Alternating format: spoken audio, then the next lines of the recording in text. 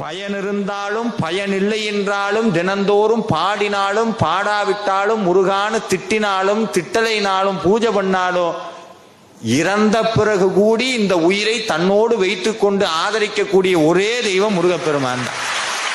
நீங்க முருகனுக்கு பூஜை பண்ணலைனாலும் சரி, சார் எத்தனை பேர் நீ காலையில திட்டிட்டு வந்திருப்பீங்க முருகனை, உனக்கு தினமும் பூஜை பண்ணி என்ன பண்ண, இந்த மாதிரி எத்தனை பூஜைக்கு போயிட்ட, நீ என்ன பாக்குறியே. சாமி சொல்றாரு, இதே திருப்பரங்குன்ற மண்ணில இருந்து சாமி சொன்னார், உனை தினம் தொழுதிலன் உனது இயல்பினை உரைத்திலன் பல மலகொடும் அடியனை உற பணிந்திலன் ஒரு தவமிலன்.